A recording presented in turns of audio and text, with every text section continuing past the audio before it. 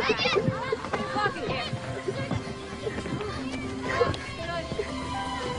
Emily, what happened?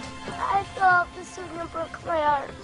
I fell off swings a lot when I was little. Did you hurt your arm? My arm, my leg, my fingers. Twice. My nose. You fell a lot. She sure did. Can you wiggle your fingers?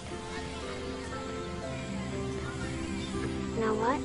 You didn't break your arm. Just bruised it a little. Can I go back to school? Sure can. Just wash that up, okay? You are a natural-born caretaker, Lindy. Because I can tell a bruise from a broken bone. Because you can make people feel better when they're hurt and scared. Just like you, Mama.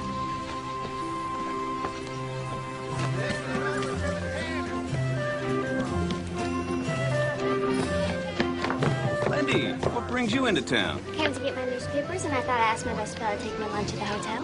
One of these days, somebody else is going to be your best fella. And I'm going to get just a little jealous. There may be another fellow in my life someday. Will you always be the best, Papa? That's worth the best meal the hotel has to offer. How'd you get to be so clever to wrap me around your little finger? By the way, I hear Dr. Jackson's looking for a new assistant. You mean it? Absolutely. I better get down there before somebody else gets the job. What about lunch? Another time, Papa. So much for being her best fella.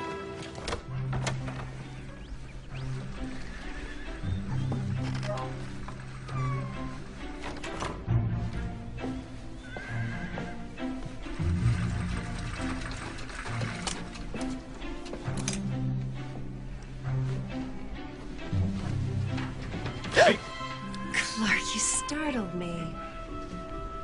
What are these for? Nothing in particular. Maybe I just wanted to give my beautiful wife some flowers. Mr. Davis, you do turn my head. I'm not to steal a kiss. You don't have to steal it. Grandma? Grandpa? Did you get all the eggs? You know, the Reds have a habit of laying in the barn. Did you check there? No. Stop lollygagging around. Come on, get to it. Yes, sir.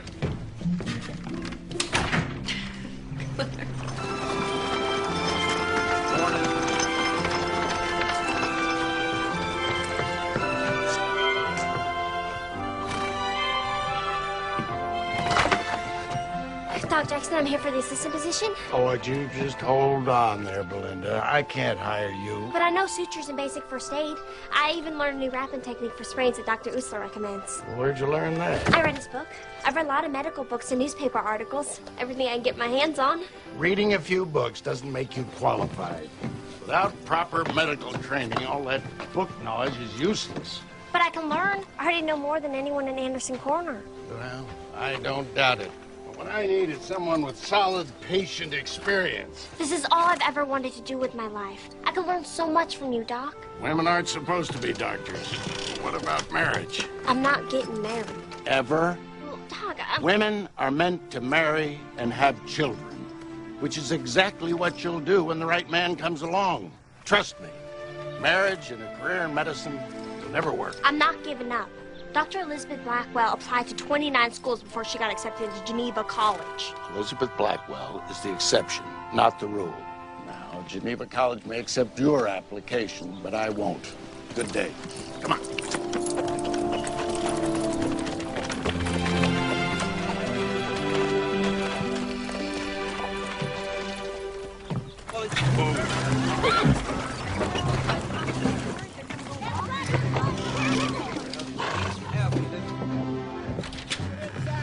Ray? Hey, Clark, what can I do for you? I just came into town to pick up some supplies from the general store. I thought I would stop by to see if the five of you would like to come out to dinner tonight. Well, that sounds good. I'm always happy to eat at your house instead of mine. Oh, really? Well, not that Missy's cooking isn't good. It's interesting. It's all right, Zach. I love my daughter dearly, but I have to admit, she does not take after her mama when it comes to cooking. Excuse me, Sheriff. What can I do for you? I'm Drew Simpson. My uncle was Hank Simpson. Hank was a fine man. My condolences. Well, thank you, Mr. Davis, Clark Davis. Our place is next to Hank's. And, he was a good neighbor. Unfortunately, I didn't have the opportunity to meet Uncle Hank, living so far away and all. Where are you from? New York City. New York City. I bet that's a sight different than our little town. Oh, yes. Well, I mean, it's much bigger. and a little bit more cultured and sophisticated. This place is clearly rather rustic. Rustic. Anyway, the stage driver suggested I ask you for directions to my uncle's place. I can do better than that. Got my buckboard right outside. I'll take you out there myself. Oh, that's awful kind of you, Mr. Davis. Sheriff? Good day. Get up, buddy.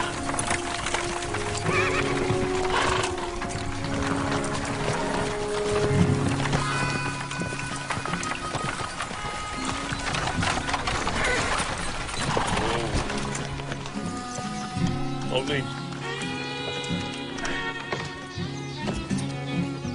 Squatters settled in after your uncle passed. I'm afraid they didn't take care of your place properly. I hoped it would be in good enough shape to sell right away. You're not staying. Certainly not.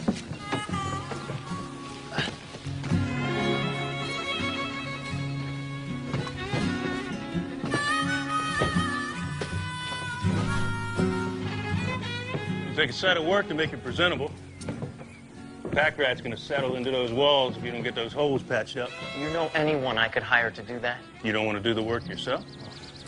I just graduated from law school. I know all about writs and torts and the right of habeas corpus, but nothing about working on a farm. I'd be happy to help you. Would you? Well, thank you. I'll pay you, of course. Oh, that's mighty generous, but no thanks. I can't let you work for nothing, Mr. Davis. You be allowing me to repay a debt to a good friend. Then I accept. Good. Please sit down. Thank you. It's great that you could come in today. I really appreciate it. It's no problem. It's nice to see you. We haven't had a chance to talk since you moved here, Mrs. Kent. Please call me Sadie. Caleb is a bright boy, but he's very behind for his age, especially in his reading and writing. He isn't doing his homework, and he said that you and his father won't help him with it. I'm afraid my husband Charles don't hold much with schoolwork. I'm sure you understand the importance of a good education. I know how bad it feels when you don't have one. I only got through the 2nd grade before I had to stay home with my mom, take care of the younger kids. The fact is, I can only read a few words on this paper. So it's not that you won't help him, it's just that you can't. What about your husband? He can't read at all. I will spend some extra time with Caleb. But with 14 students of different ages and grades, it's going to be difficult. Thank you, Mrs. Tyler. I appreciate anything you can do for him. You know, Sadie, I could teach you how to read, and then you could help Caleb to learn. I have to go, Mrs. Tyler.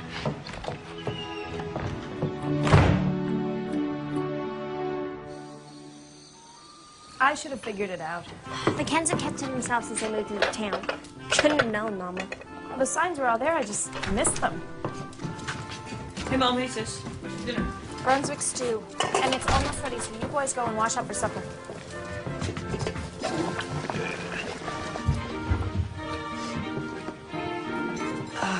Can we go to Grandma and Grandpa's for dinner? Not tonight. Go do what your mama said. What does Charles Kent do? Well, George has hired him on part-time at the general store. He does other odd jobs.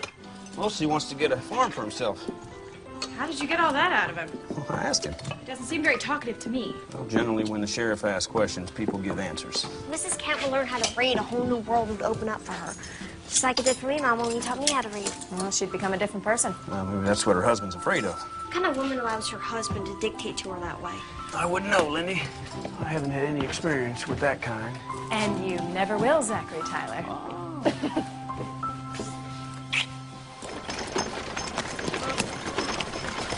Miss! Hello, miss! Is there a doctor in town? Yes, you heard? No, not me. My employer, Mrs. Stafford Smythe, has grown gravely ill. We were on the stagecoach passing through when Mrs. Stafford Smythe became ill. I fear for her life. I didn't think she'd make it, miss. How long has she been like this? An hour or so, miss.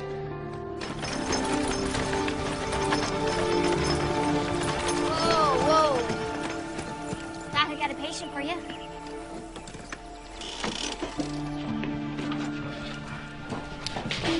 All right, bring her over here on the table.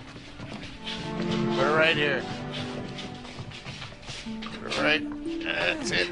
All right. Watch your head. Watch your head. All right. Okay. Breathing is fine. Pulse is steady. Her skin's claiming to the touch, Doc. Mrs. Stafford Smythe began slurring her words and her sentences didn't make sense. Then she collapsed. You've been drinking? Of course not. Mrs. Stafford Smythe has an occasional glass of sherry, but she is a lady. How long y'all been traveling? We left Beacon Hill nearly 2 weeks ago. What you doing out here? Visiting friends in Denver, the Montgomerys, a very prominent family. Do you think she had a stroke, Doc? Why would you say that? I read about the symptoms in Grey's Anatomy. Can you help her, Doctor? Well, unfortunately, I have another patient, possibly a breech birth. But you can't leave Mrs. Stafford Smythe. Well, there's nothing I can do for her until she comes to. And she seems fairly stable, and there's only one of me, and my other patient's situation is urgent. So, if you can just watch out for her until I get back. I'll say, Doc. Well, I don't have much choice, do I? All right, just make sure she's comfortable and keep a close eye on her. And I'll get back as soon as I can.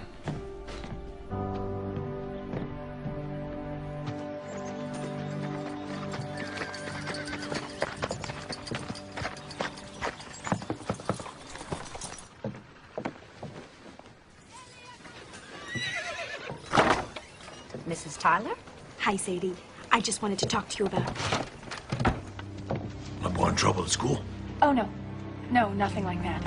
I just stopped by to bring some books for Mrs. Kent that I thought she might be interested in. You asked her for books? No, she didn't. It's just... I thought that... Well, you thought wrong. She got no use for books here. Now, if you got a job you're offering, it's a different story. No, I'm afraid not.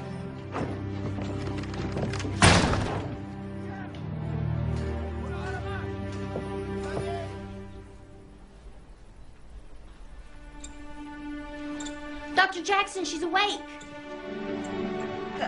Heaven's sake. Mrs. Stafford Smythe, Mrs. Stafford Smythe. My name is Dr. Jackson, and I believe you've had a stroke. My photos, coats, All right, Miss. bags. Calm down. Calm down. This is not good for you, ma'am. Have all is left. I have your bag, madam, right here. All your things are inside.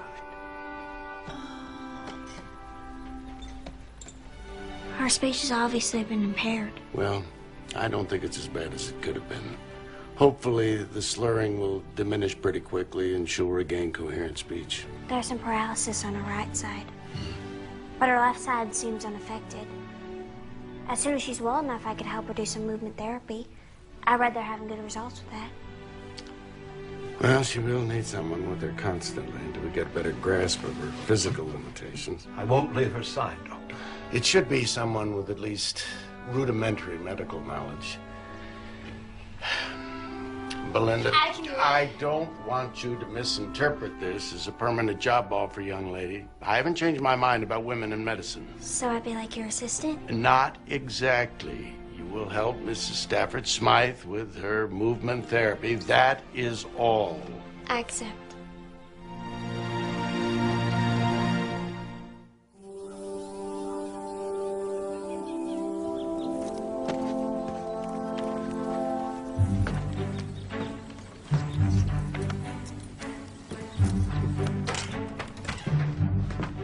Well, good morning. Something I can do for you, son? Well, yes, I got this problem. A carbuncle that is driving me crazy. And you see, the area that's affected has been getting a good deal of sitting time, if you know what I mean. Oh, so you're trying to tell me you got a boil on your backside. All right. Well, bend over the table there and drop your drawers and we'll have a look.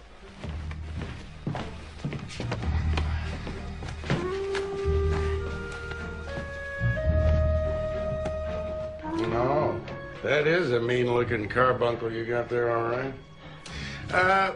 Would you bring me some of that writer's liniment? It's on the top shelf in there.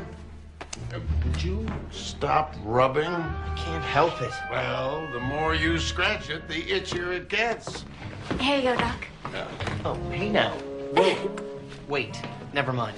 Well, what about your carbuncle? What carbuncle? Well, at least take the liniment. Belinda. Doctor? You see, that's another reason I can't hire a woman. How am I going to make my money with you scaring away my patients? Well,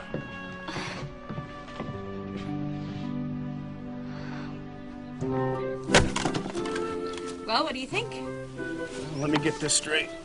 You want to hire Sadie to help you at school so you can teach her to read without her husband knowing? It's an ingenious plan, if you ask me. And just what will you have her do? Whatever needs to be done. She can sweep the floors, clean the blackboards, keep the wood stove burning. Simple things that allow her to learn along with the children. And don't you think the way you're going about this is just a little sneaky? I think the Lord will forgive my methods if I can offer this poor woman a path out of the darkness of ignorance.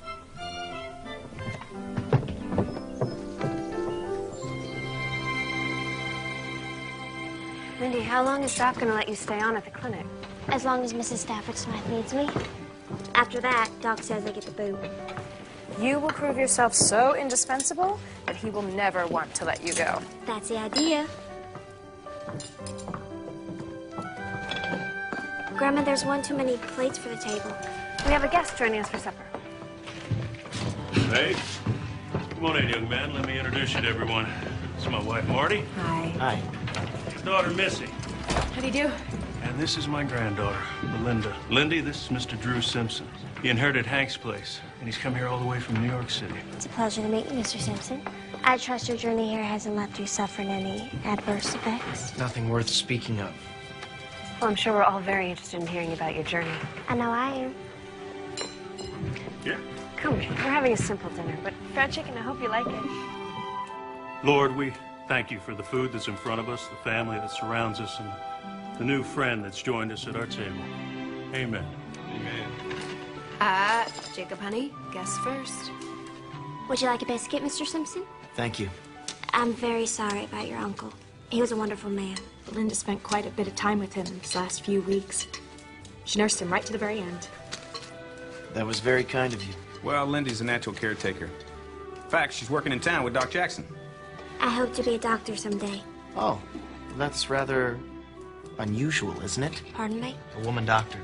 It doesn't seem quite appropriate. Appropriate? Why would a lady want to subject herself to such a mentally and physically taxing line of work? Oh, boy. I would think being from New York City, you'd have a more enlightened view of women. And by enlightened, I assume you mean a view that agrees with yours? Ladies are every bit as capable as practicing medicine as men are. I could recommend several recent newspaper articles for you to read. That is, if you're open to being educated.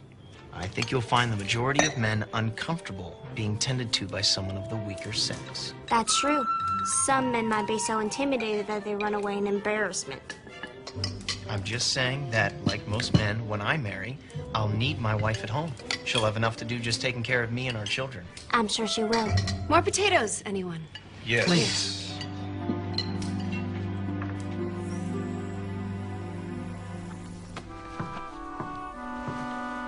You're awake. Good. How you feeling, Mrs. Stafford Smythe? Tired.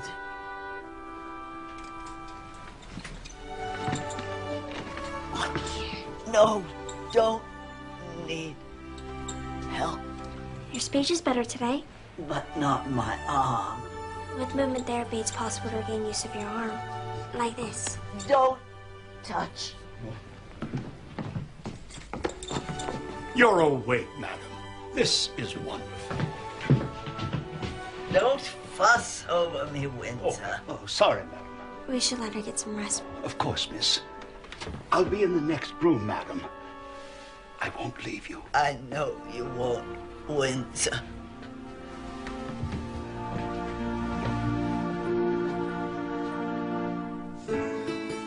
I'd be at a great disadvantage if you hadn't been available to help me fix up the place, Mr. Davis. I never got it good enough to sell. Glad to do it. Be careful now, you don't catch yourself on a rusty wire. Hold on. Let me take a look at it. Let me see it. No, it's nothing. Let me see it. Oh, yeah, that puncture wound's deep. Tell you, the one thing you don't mess around with is rusty wire. You get a nasty infection. Now, once you go into town, I want you to see the doc. I'm fine, really. Go on now. I mean it. You don't mess with rust in a gut. I'll finish up here. Yes, sir. All right. Whoa.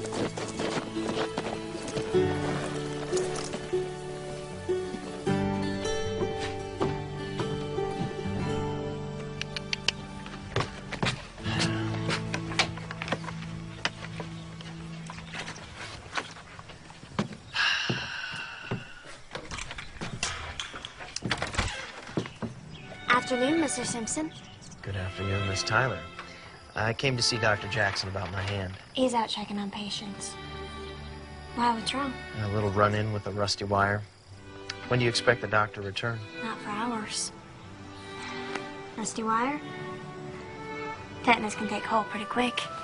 Might end up losing the hand.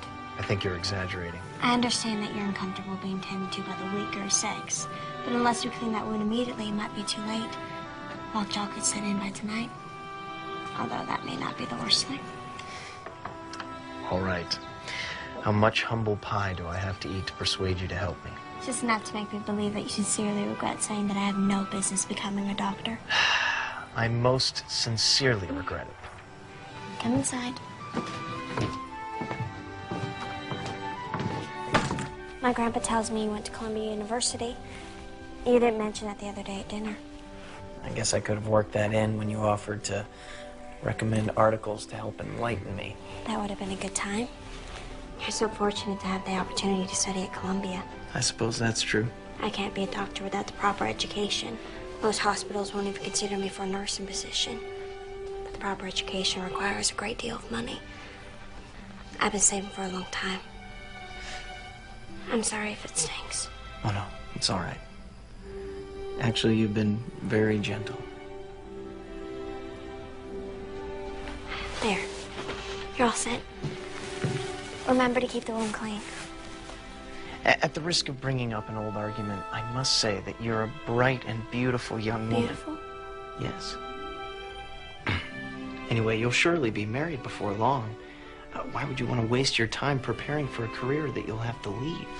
Why does every man assume that I'm on a hunt for a husband? Isn't that the goal? Find a mate, settle down, have children? As a lawyer, everything is black or white to you, isn't it? Well, that's rather simplistic, but there is a clear-cut sense of right and wrong in the law that I've come to appreciate. That's why we're different. I see all of God's colors, and somewhere between black and white is my dream to be a doctor. I should get back to the ranch. Of course. Please tell my grandpa I said hello.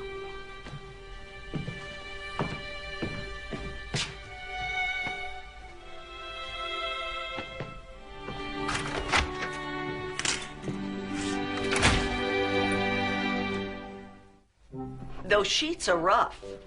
They're all I've got. That cot is like sleeping on a board. And the draft in here practically blows the blanket off my legs. How long until I can leave? You can move to the hotel today, Mrs. Stafford Smythe. If Belinda will stay with you, can you do that? But I thought I'd continue to work here with you. Mrs. Stafford Smythe needs a nurse. I thought that's what you wanted to be. Actually, I want to be a doctor. It's all settled then.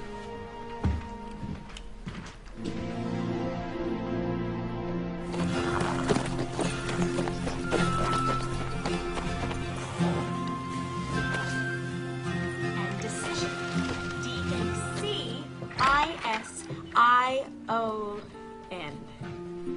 I think that's recess. You're dismissed. You want me to keep an eye on Mrs. Tyler? Yes, thank you, Sadie. Is everything all right? I forgot your lunch today. Oh, you were so sweet to bring it. I am starving. Thank you. Saw Charles Kent this morning. He told me Sadie really enjoys working here. She is learning more and more every day. She's already ahead of Caleb. Now she can help him with his work. I know how much you want to help Sadie, but Charles is a proud man. Pride is a man's downfall, Zach. All I'm saying, Missy, is that he won't take it too well if he finds out she's doing something behind his back. I'll see you tonight. Bye.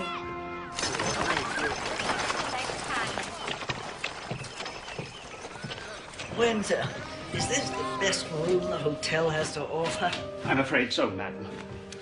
I suppose it's a step up from the clinic. Still, these pillows are much too flat. They'll never do. And surely they've got better linen. Oh.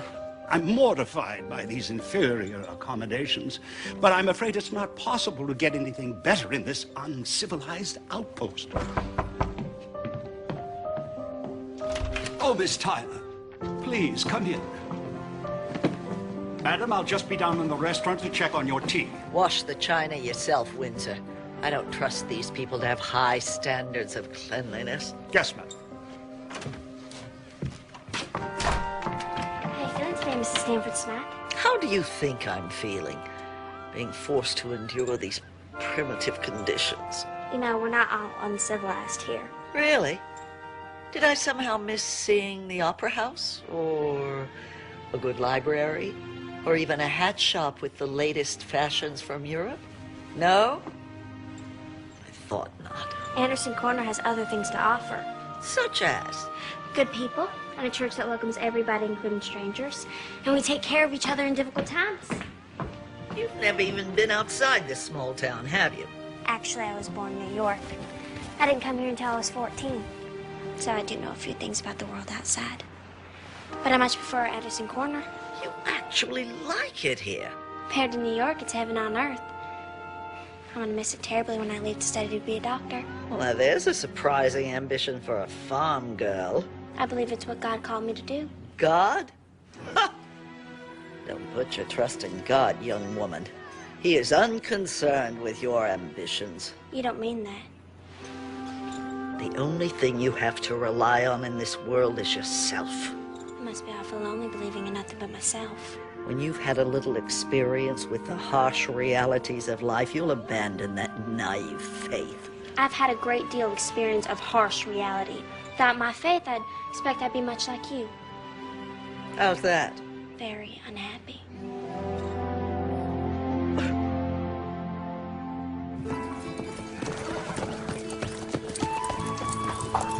Whoa, whoa, whoa.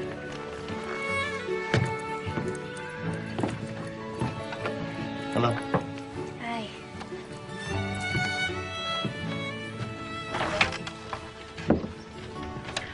Drew, I'm so glad you could join us for supper. Belinda, I need some eggs, please. All right, Grandma. Everyone here works for their supper.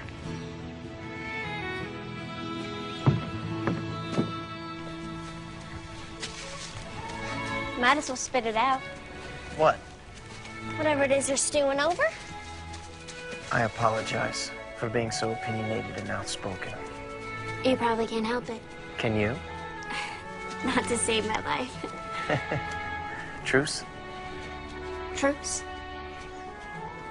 Truce.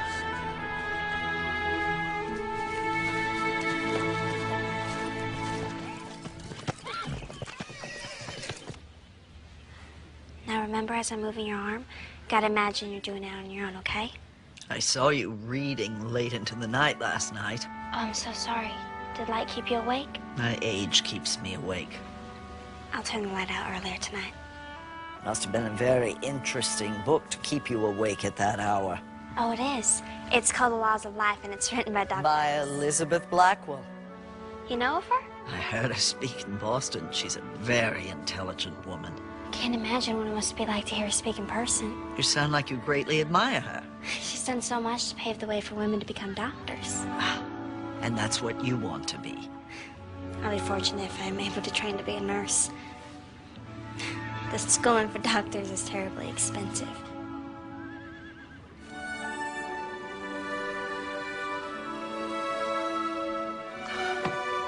You moved your arm? Your powers of observation are remarkable. It's cause for a cup of tea. Now imagine this is your favorite Earl Grey. See if you can lift your arm enough to take it. What, like a dog doing tricks? Like a woman who wants her independence back. You are a very impertinent young woman. And you are a very difficult patient. If you apply your willfulness to your therapy, you might get better.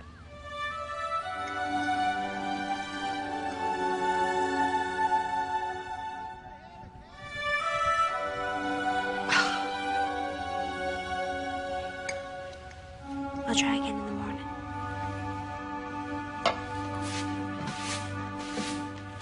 When you're done, you can go.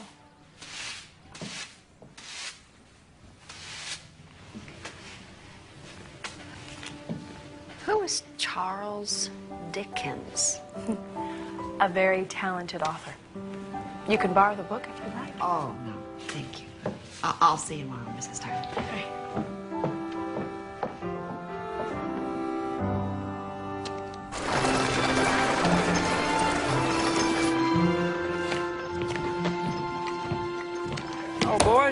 I do for you? Mom needs some flour. All right, what kind? It usually has wheat. Wheat's good? Yeah. All right. Ah! You okay, Mr. Brown? Oh! Mr. Brown! Dad! Mr. Brown is ill!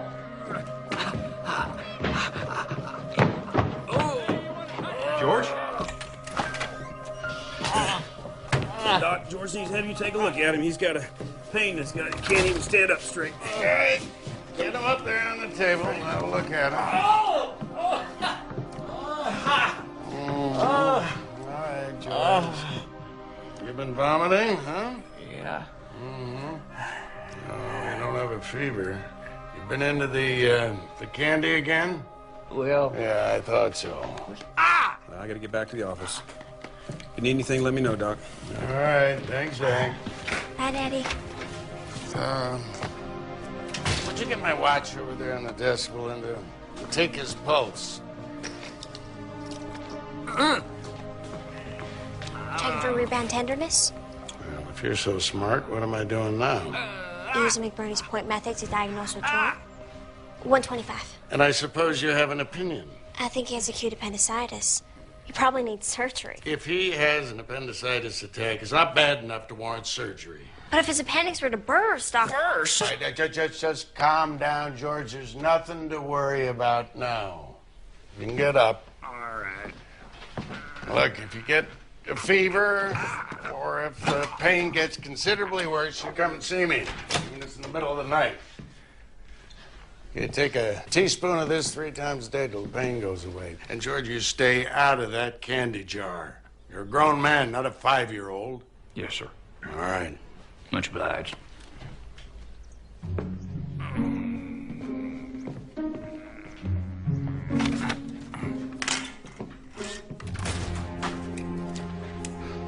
Now, listen here, young lady. A good doctor never performs an unnecessary surgery. It's too risky, unless the patient will die without it. But he had all the symptoms. If he had acute appendicitis, George would have been right off this table from the pain. Might even have passed out. Probably has nothing worse than a simple stomachache.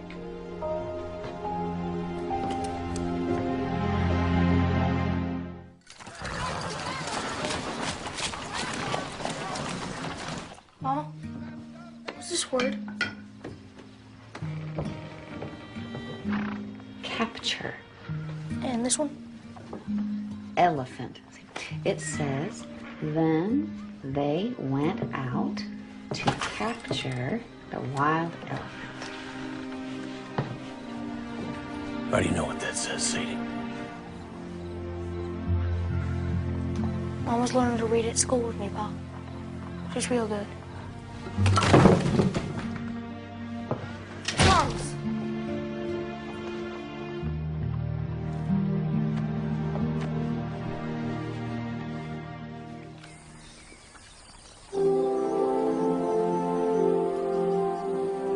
Oh, you sure are a lucky man to have a wife who cooks like Marty does.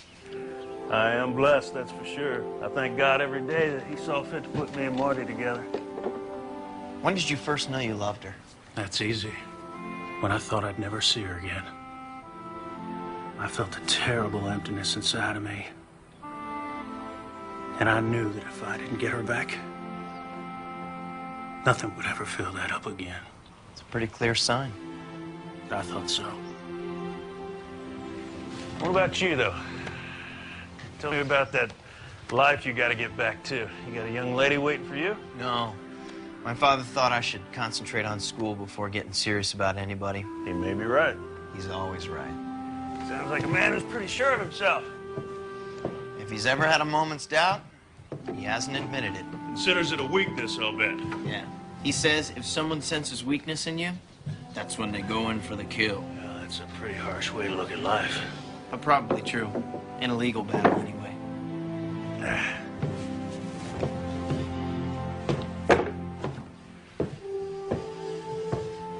Now, we can both go up on that roof, and you can find a way to hurt yourself again. Or you can take the wagon into town and pick up those supplies that we ordered. That's an easy choice, sir.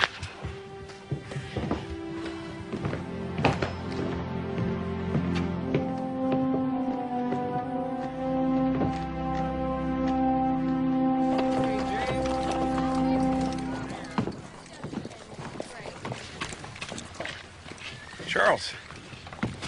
Yeah? Heard what happened with your wife. I mean, your wife. She tricked me. I'm not apologizing for Missy. She was acting out of kindness and with the honest intent to help. I don't see how this has anything to do with you, Sheriff. Unless there's some new law about reading that I don't know about. You know, Charles, there's no shame in not being able to read. The shame is from not even trying. Hey.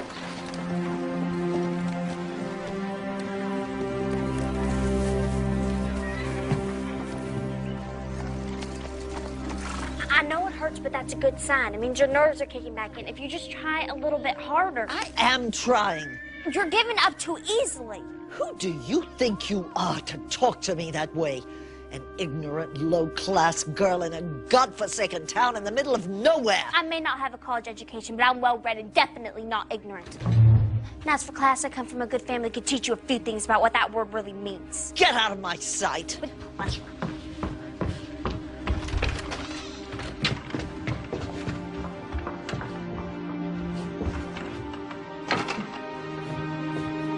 Windsor?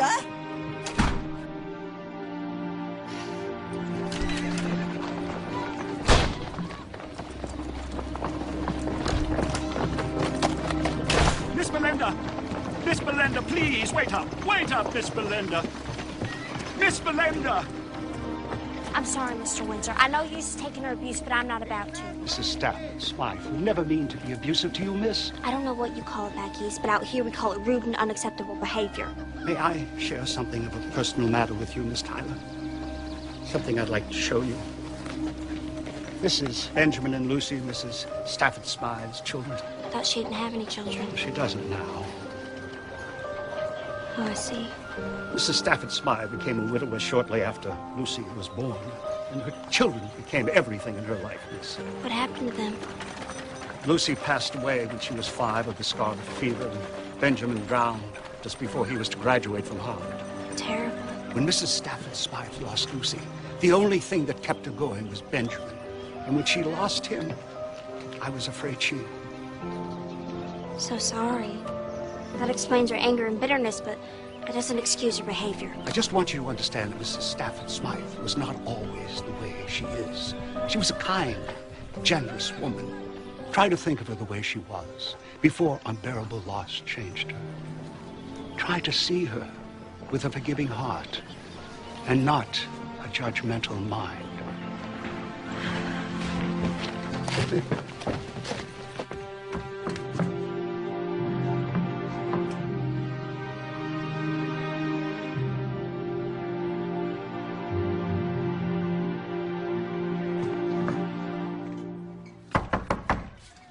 Come in. What are you doing back here? I want to apologize to you, Mrs. Stanford Smythe. It was inexcusable for me to speak to a patient like that, no matter how challenging you are. This submissive demeanor is out of character for you. Does it have anything to do with Windsor rushing out after you? He told me a little bit about your background, but please do not be angry with him. He knows better than to discuss my private life. He's devoted to you. The only reason he told me is because he believes you need me. I don't need anyone to help me. We all need someone. I lost my mother, father, and baby sister. When I was 9, my little brother Jacob and I had to go live in an orphanage. How did you get here? On an orphan train. They go from town to town, giving kids to whoever want them. Sometimes they're good families, and sometimes they're not. If it wasn't for Missie and Zach, me and Jacob would be separated forever. I'm sorry for you, Belinda. But now you know why I turned from God. No, I don't. How can you still have faith? I know we never really die. I'm connected to the people I love in life, and I know we're still connected in death. A comforting thought if you can believe in fairy tales, which I can't. That's enough for today. You may go.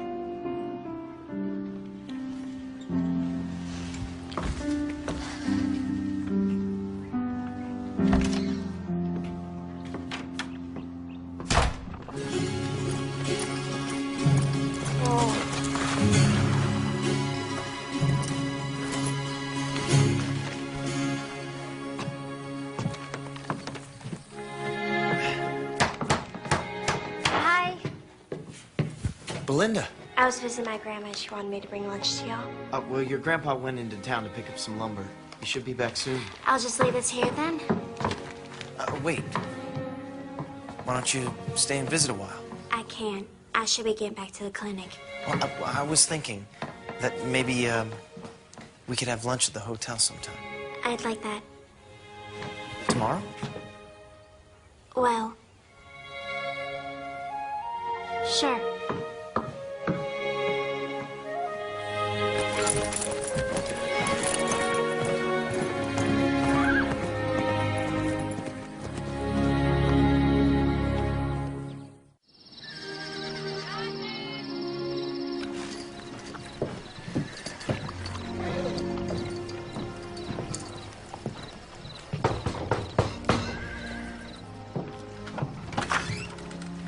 Evening, Charles. Evening, Mr. Davis. Drew Simpson is fixing up his uncle's place. He could use some help.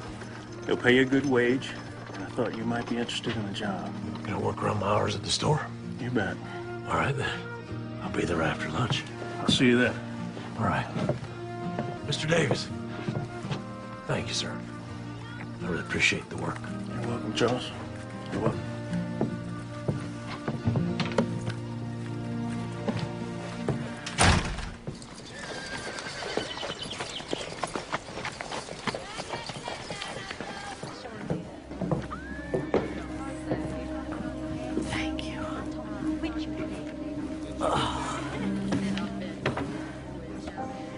I envy you your faith, Belinda, but I can't share it. And even if I could, it doesn't change the fact that the only reason I didn't let that stroke kill me is my distant relatives who are just waiting for me to die so that they can inherit my fortune. I think the whole reason your stroke didn't kill you is because God has work for you. To find a purpose by loving other people. And losing them. The fact that you grieve deeply means you love deeply. There's so many people out there who need what you have. Who would that be? At the orphanage, there's hundreds of children without parents, or parents who just simply give them away. Ah, so you're suggesting I give money? Not just money. Yourself. You have so much love to give, and they need love. Aren't we supposed to be practicing? Reach for the teacup. One hand.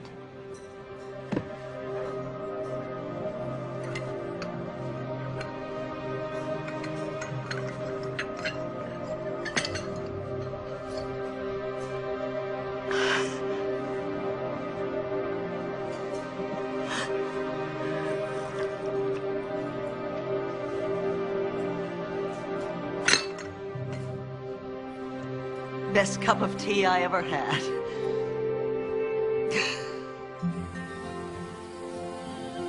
Hold her right there. Okay. That'll do it. Thanks again, Charles. I'm not sure what I would have done without you. You're more than welcome, Mr. Simpson. Drew. All right, Drew. Can I ask you a question about the law? Sure. About adoption. You and your wife thinking about adopting a child? Well, not exactly. Sadie was married before we met. And her first husband, he was Caleb's pa. But he was a real no account. Used to beat Sadie and Caleb both. She divorced him? Yeah. He got in a bar fight. And he hurt some fella real bad and they put him in prison. Gave Sadie a chance to get away, but he's fixing to get out soon. And I know he's gonna come looking for Caleb. Now, if I can adopt him, does that make him my boy? And ain't nobody can take him away? That's right. Sadie's awful worried that he won't give up his claim to Caleb. Well, under normal circumstances, he'd have to agree to it. But because he's been in prison, there's no way the court would favor him over you. You sure about that? Well, I'll draw up the papers to petition the court. We'll see what the judge has to say. Well, now, I can't pay you right now, but You don't have to. Well, I don't take charity. Consider it part of your wages for working here. Like a bonus for doing a really good job. All right. Thank you, Drew. It's my pleasure, Charles. I just passed the bar. I'll take those for you When folks. I return home, I'll join my father's practice. Does he practice criminal law? Nothing nearly so unsavory. No, he handles mostly contracts, wills, trusts, that sort of thing. My father represents some of the wealthiest people in New York.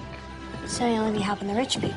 Well, that's who our clients are. They don't have to be. You could help the less fortunate. We work with people who pay our fees. Is that all you care about? Money? Don't be ridiculous. That's not what I meant. Well, it seems to me you don't have a real passion for law. Well, the definition of law is reason free from passion. Do you have time to take a walk? I should be getting back to Miss Stafford's tonight. A short one.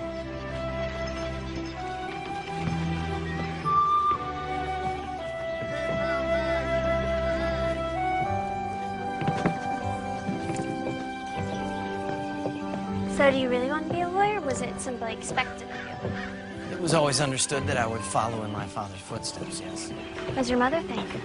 Doesn't her opinion matter? Well, her opinion would matter a great deal if she were still alive. She died when I was 8. Oh, I had no idea. I'm so sorry, Drew. You know, for a long time after she died, I used to play this little game every time I left the house. I'd pretend that when I came home, she'd be there, hiding somewhere, waiting for me to find her. Of course, the only thing I ever found was the latest governess my father had hired. He gave me every material advantage I could ever hope for. The only thing I ever wanted was my mother to be there when I came home. You're privileged to have both your parents. Actually, I was adopted. I would have never guessed they're not really your family. I mean, not that... It's all right. First, I didn't feel like they were my family. And they made me realize that loving someone has nothing to do with being related. Everything to do with opening your heart and letting someone in. I envy the relationship you have with your family. Why? You really love each other. I haven't felt that since my mother died. That sense of security, of knowing that... Knowing that someone will always be there for you. And never be completely on your own again.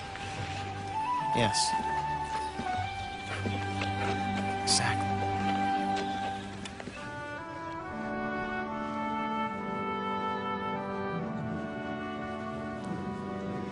You see? My. You have made remarkable progress, Mrs. Stafford Smythe. I must say I am very impressed. To be truthful, I wasn't sure you'd regain use of your arm. Nor did I think so, but Belinda was stubborn about my therapy. She'd listen to me grouse and complain, but she never gave up on me. She's a remarkable young woman, don't you think, Doctor? Yes, she is. Indeed, remarkable. I know you must be anxious to get back to Boston, and I think you can start planning to go home now. Oh, thank you, Doctor. So, what did you ride all the way out here to ask your grandma? Seems while I wasn't looking, my life just got really complicated. This wouldn't have anything to do with Drew Simpson, would it? I'm attracted to him, and it's not fair. To you or to him? Both. He's becoming a distraction. I can't let that happen. Everything seems to be getting a lot harder all of a sudden. Only a few years ago, I knew just how to get answers to my questions. You wish it was simple again, like when you were a child? You could say a heartfelt prayer to God and then just listen for his guidance? Yes. Belinda, it's still that simple.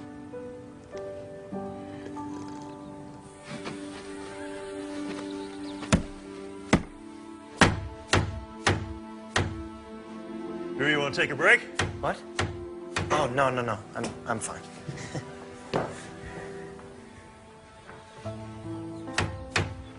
Something weighing on your mind? No, nothing.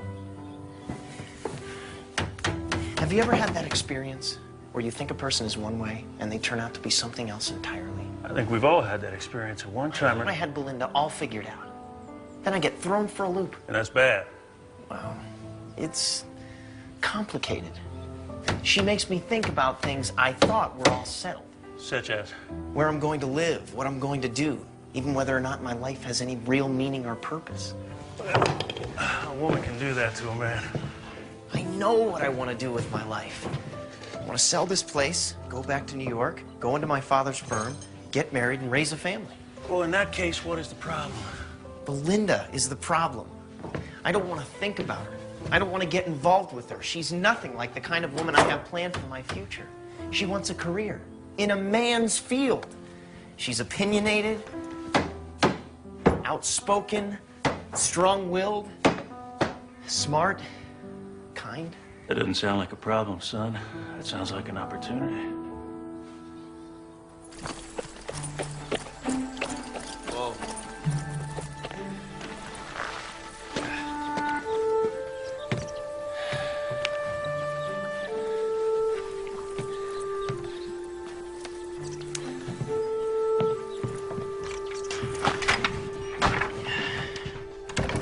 Is that your hand again? It's my finger. I think it's broken. There ought to be a law against giving you a hammer, son. For your information, the first time I hurt myself, it was on a wire. Maybe you should stick to lawyering.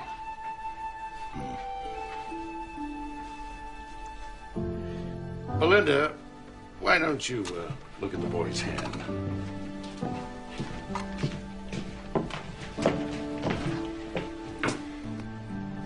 Can you bend it?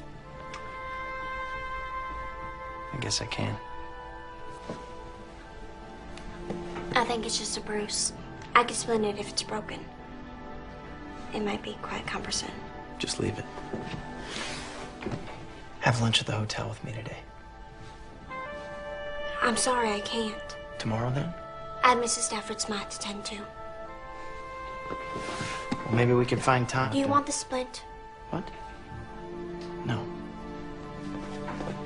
No splint. Then excuse me. I have work to finish.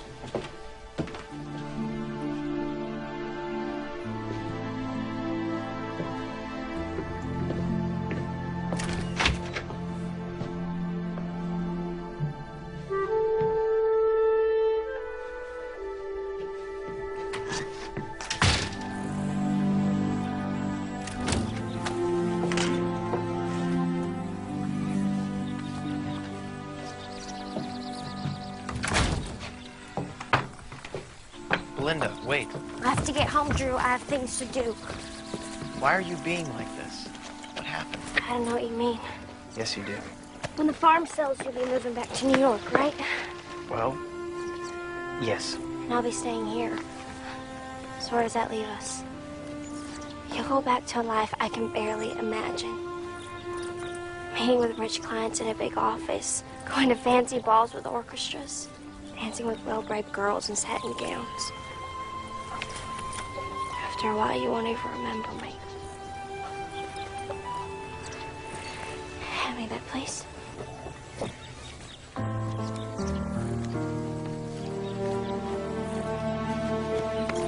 Come on, Director.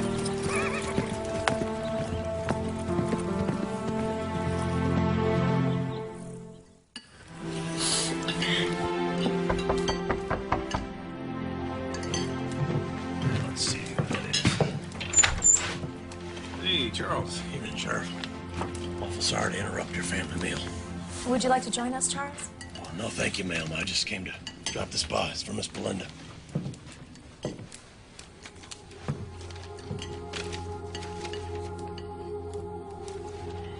It seems Drew hurt himself again. I better go check on him. I'll be back as soon as I can, Mama. Thank you, Charles. Sure.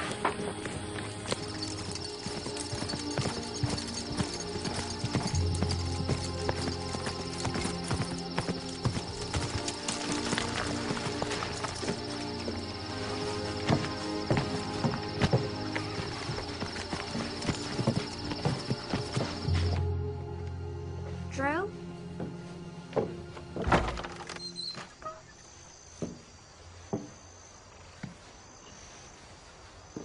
What? I believe this belonged to my aunt. Probably meant a great deal to my uncle. This isn't a fancy ballroom. There isn't an orchestra.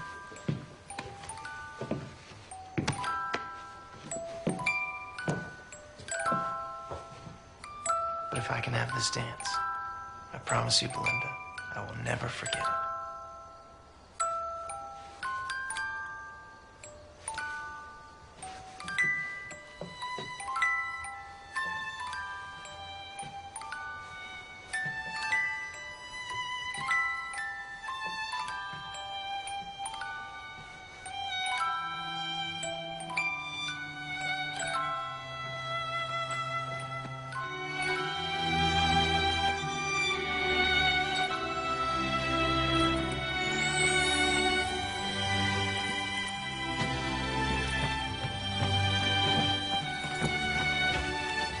You know this doesn't change anything, Drew. I think it changes everything. I should go in. I'll see you tomorrow. I don't think... Tomorrow.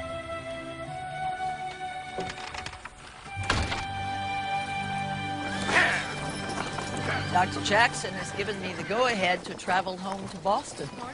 I'm very happy for you, Mrs. Stafford Smart, but I am going to miss you. I'd like you to come with me, Belinda. If you're worried about the travel and Mr. No, I'm not looking for a traveling companion. I'd like you to come back to Boston and live with me. Take me to that orphanage. I'd like to meet those children. You don't need me to take you there. I'll just get you the name of the orphanage. No, well, Belinda, there's more. I would like to pay your way through college and medical school. You shouldn't have to settle for small dreams. Dare to go for the big ones. You'll make a fine doctor, Belinda. That's a much too generous offer, Mrs. Stafford Smart. I'm afraid I can't accept it. Why on earth not? Because it'd take me years and years to pay you back.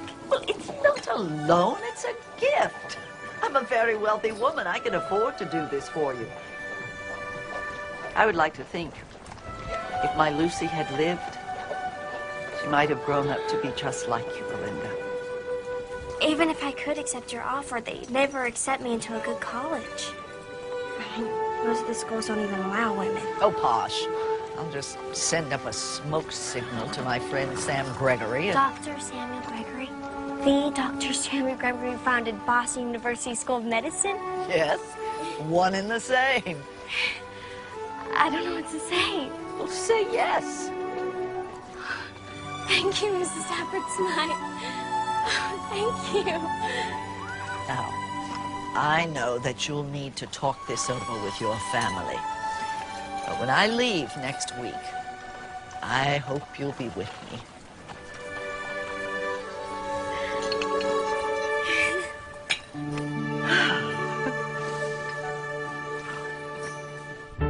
I think it is the opportunity of a lifetime, Lindy.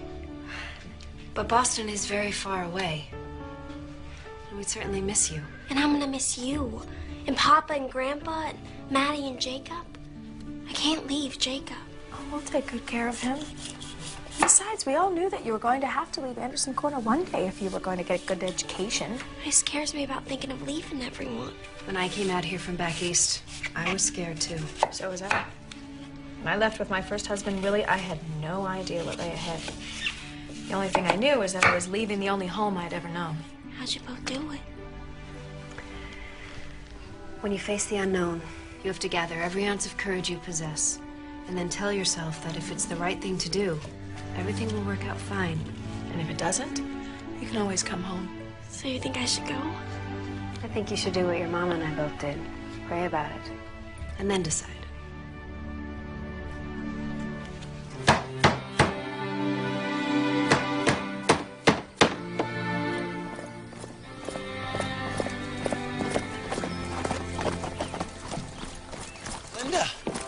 Wonderful surprise. I can only stay a moment, Drew. Something entirely unexpected has happened, and I wanted to let you know. I hope it's something good. Actually, it's amazing. Mrs. Stafford Smythe has asked me to go to Boston with her. She's going to put me through school. That's incredible. I know what it must mean to you. You know, Boston isn't that far from New York. Maybe we could... That's just it, Drew. No, we can't. Why not? As soon as I get my medical degree, I'll be coming back here, practicing with Doc and hopefully taking over for him someday. You may change your mind when you get to Boston.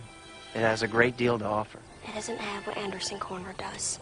My family, people who really need me, they probably won't have a doctor when Doc's gone. Linda, we can work this out. I've thought hard about this, Drew. I've prayed even harder. I would never fit into your world. My life is here. The only way we could be together if one of us is miserable. Belinda. I said what I came here to say. Belinda. Belinda!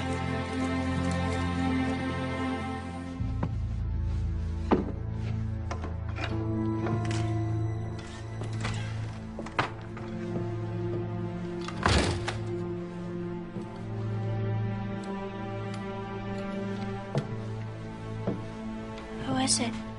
Jonas Barnes. Hurt his leg recently. Gangrene set in. It's gonna have to come off at the knee. Will surgery save his life? With gangrene. I don't know. But if I don't do it, he'll die within the day. I can help. Linda, this is life-threatening, gruesome surgery. I can handle it, Doc.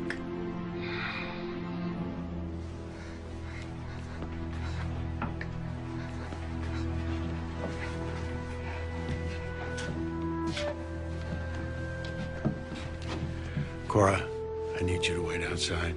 I'll come and get you as soon as we're done.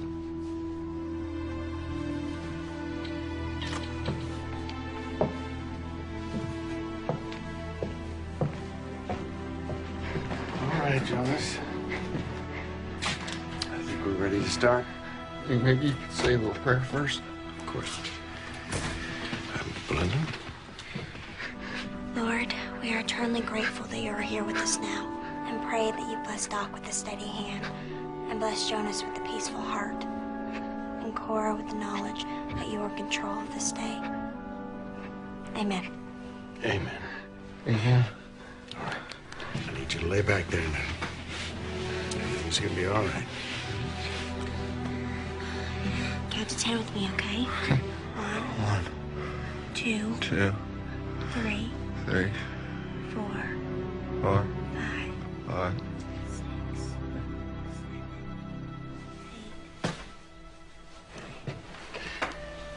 He's out.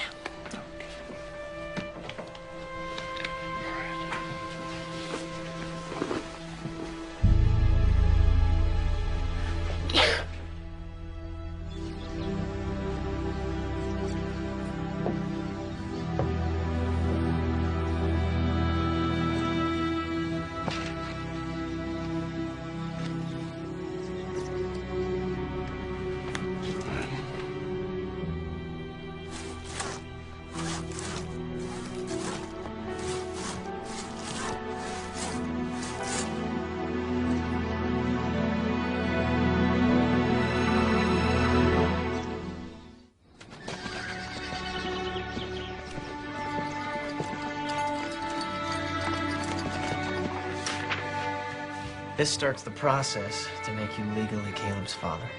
I'll just need you to sign there, and then I'll file the paper with the court. You really think the judge will grant the adoption? I can't guarantee it, but it should be an open and shut case.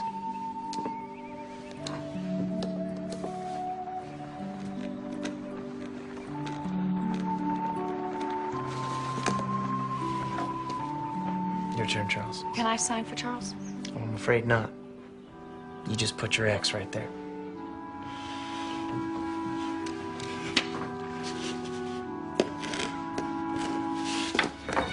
Very good. You know, you're my first client. Now, if you'll excuse me, I need to be going. Thank you so much, Drew. I really appreciate it. You're more than welcome.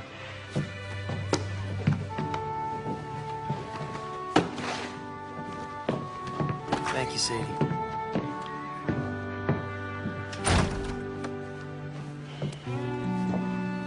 Charles, we haven't talked about what happened with Caleb. I want to explain. No, you don't have to, Sadie. I'm sorry I went behind your back, but I don't understand why you don't want me to learn to read. I reckon if you learned how to read, you'd see that there's a whole lot more out there than what I can give you and Caleb. Charles, you are the finest man I've ever known. I don't know what Caleb and I would have done without you.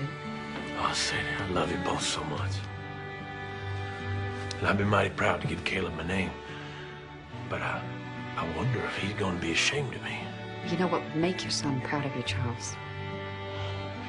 Seeing that his father had the courage to do something very hard, and all because he loves his son so much.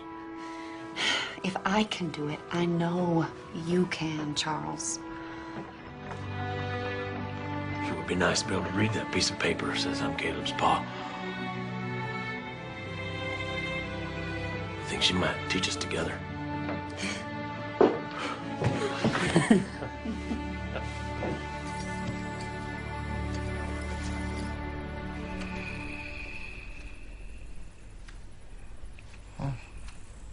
What happened? Cora? Cora. You must have Mr. Barnes. Mr. Barnes. Mr. Barnes! Oh, dear God.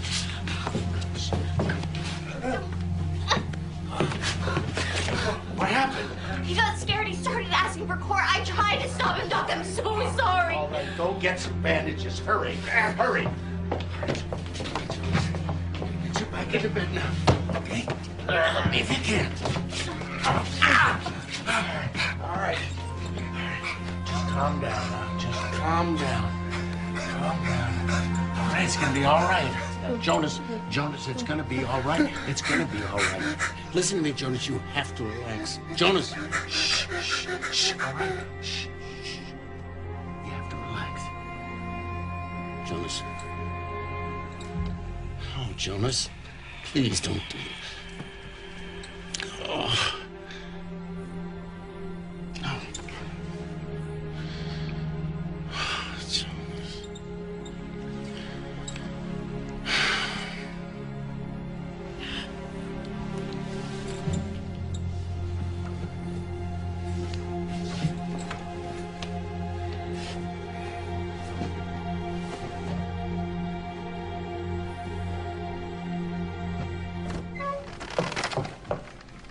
Hi, Lindy. Boys, go outside, please.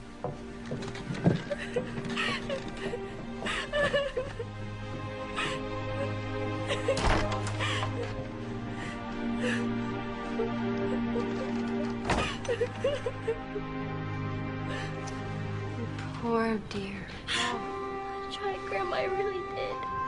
He was so strong. How could he be so strong after what he went through? He was very frightened. Fear can do that. I haven't seen anyone die since my mom and baby sister. So horrible to see the life drain out of him so fast. I'm so sorry, darling. It was so awful. It wasn't your fault, Belinda.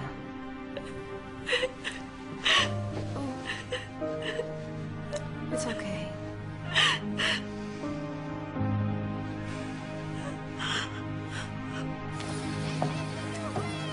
It must be hard on him to lose a patient he's tried so desperately to save. But once he gets past the sadness and frustration he must feel, he will tell you it wasn't your fault. If it wasn't my fault, then why do I feel like it is? Because you care deeply about people, and that's what makes you hurt for them.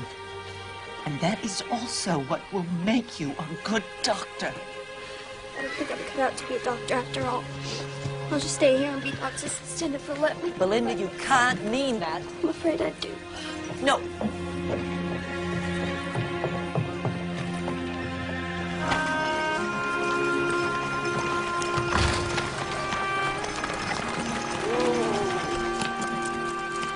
Hello, Miss Stafford Smythe.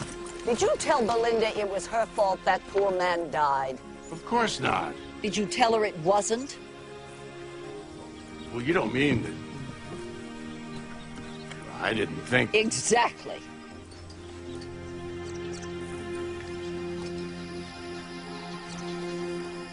All right. That ought to do it.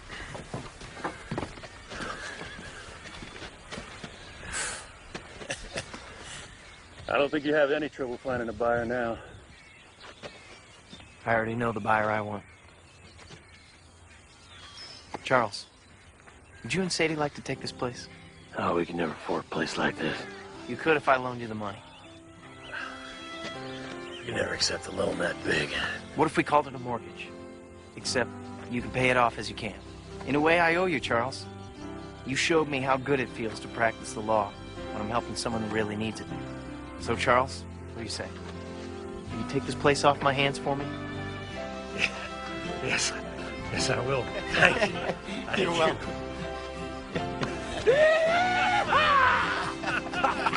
Oh, that's funny. Mighty nice.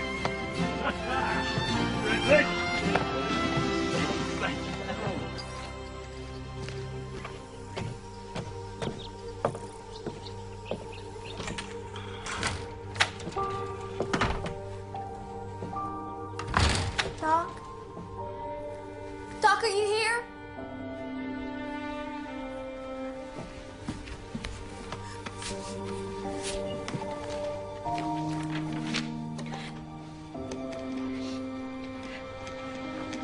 Dear Doc, I'm so sorry to have let you down, but you were right.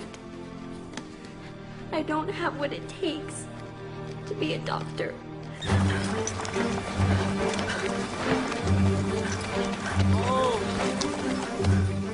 Can I help? She can barely breathe. We have to get her to doc.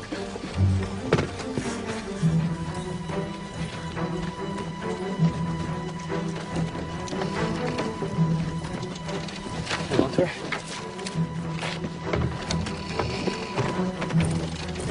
Come on, boy.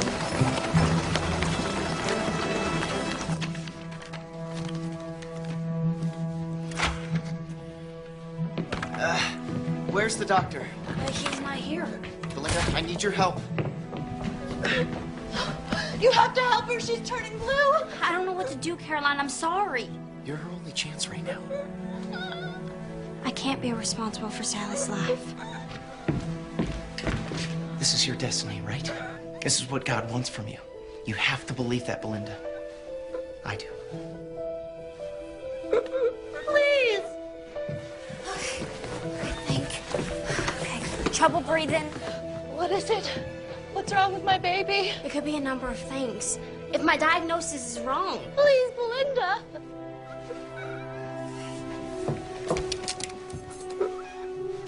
Okay, you gotta open your mouth, all right? There's some abscess in the area around the tonsils. What does that mean? I don't know. It could be quinsy. Is there some kind of medicine for it? No. There's only one thing to do. I have to lance her throat.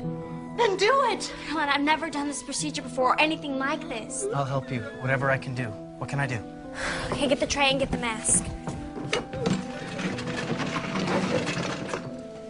Okay, wet this. Put this on her mouth for 5 seconds. 5 seconds.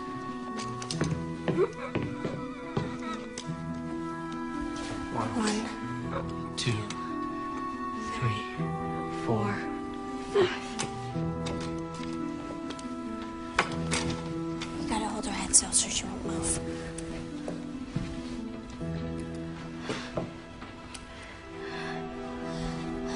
Dear God, guide my hand.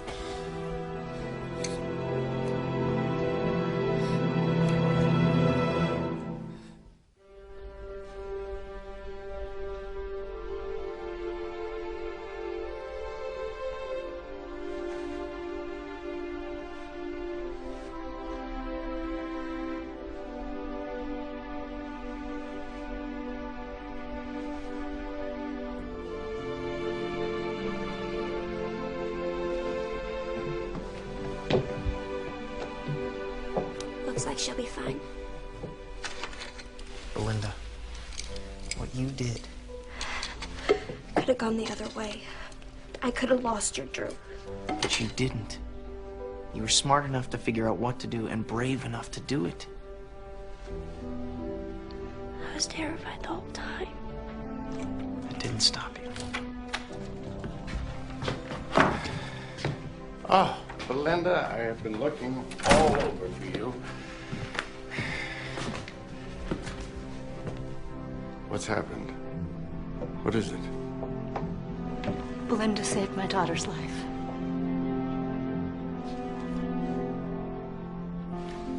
All right,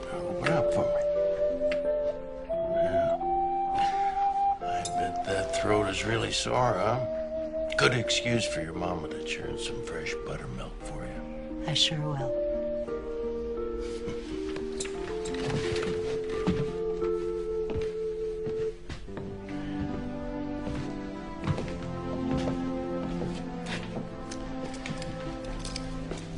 You know, you saved her life. But I didn't save Jonas's. Yes, about that. I owe you a very big apology. Jonas's death wasn't your fault. I couldn't hold him still. But that's not why he died. Jonas was dying when he came to us. We were trying to save him, but unfortunately, the surgery was just too much for him. I told you how difficult it is losing a patient. I've been practicing for 40 years, give or take. That never gets any easier. When it hurts this much, it just means that you care that much more about your patients. I don't think I'm good enough to be a doctor. Oh, yes, you are, young lady. You go back to Boston with Mrs. Stafford Smythe.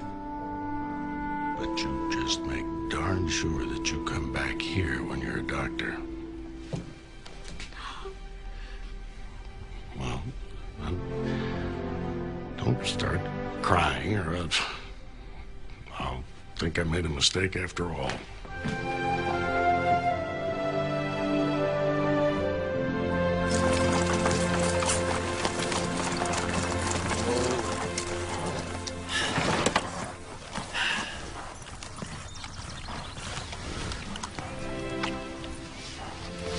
That's for having more faith in me than I had in myself.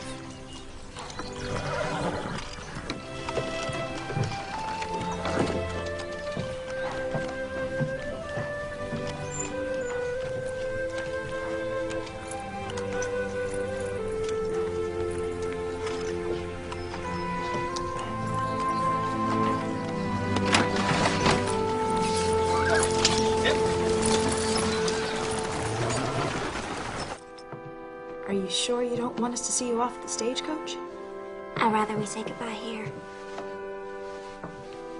You know, by train, Boston isn't as far as it once seemed. Mm-hmm. Are you all right, Belinda? Yes, Mom, I'm fine. No second thoughts about leaving with Mrs. Stafford Smythe? No, not anymore. I feel at peace with my decision. So your second thoughts are about Drew? I love him, Mama. I really do. It can never work. Sometimes one dream is all you can have.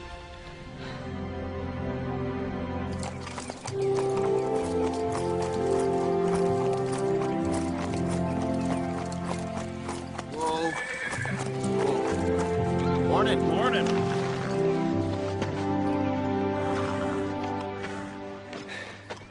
I just wanted to say goodbye, Clark. And thank you for everything. You headed home? Charles and Sadie are moving on to the farm. I'm headed back to New York tomorrow. I imagine Belinda left. We said our goodbyes at Missy this morning. She's probably getting on the stage right about now. You asked me once, when I knew I loved Marty, but you never asked me what I did about it. What was that? She left on a wagon train, going back home. I went after her. You love someone, you truly love them, you don't let them go. I've learned a lot from you, Clark. And what are you doing still standing here? Don't you have a stage to catch?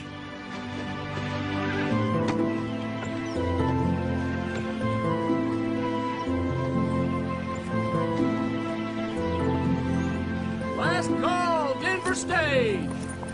All aboard, folks. Last call, Denver stage. Whoa. Belinda! Oh, my goodness. Don't go. I'll practice in Boston while you're in school. Then we'll come back here. You'd be happy practicing law in Anderson Corner? Anderson Corner's the place I learned to love the law. And it has you. I don't think I could be truly happy anywhere else. This isn't your world, Drew. You're my world. I love you, Belinda. Marry me.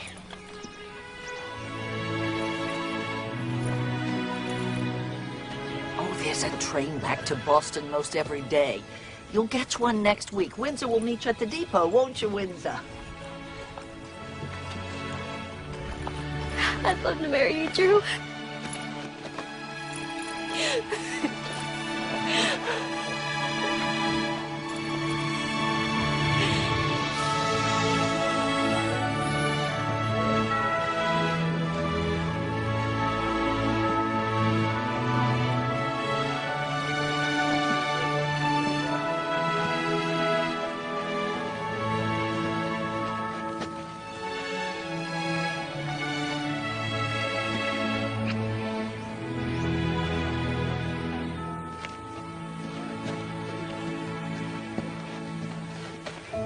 You, Andrew, take Belinda to be your lawfully wedded wife, to have and to hold, for richer, for poorer, in sickness and in health, forsaking all others, till death do you part?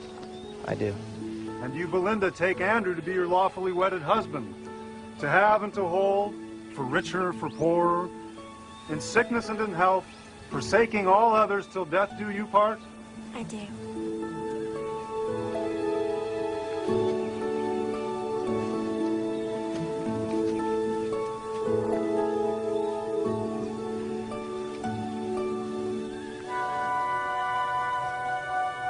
I now pronounce you man and wife.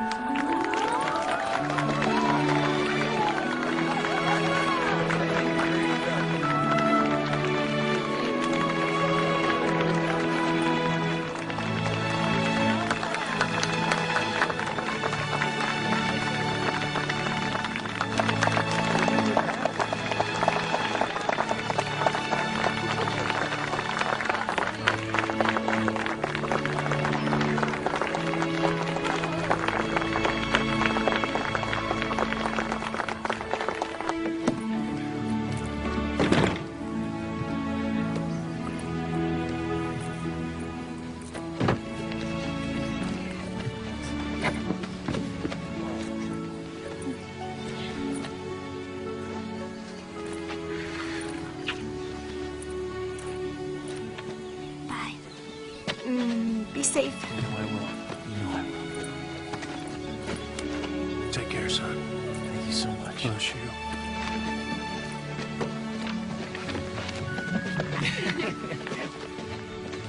Bye, Grandpa. All right, take care, honey. Come here, Jacob. Good? Marty. Take care.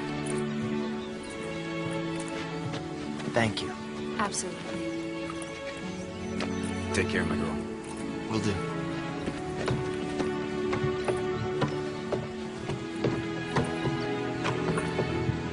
You ready?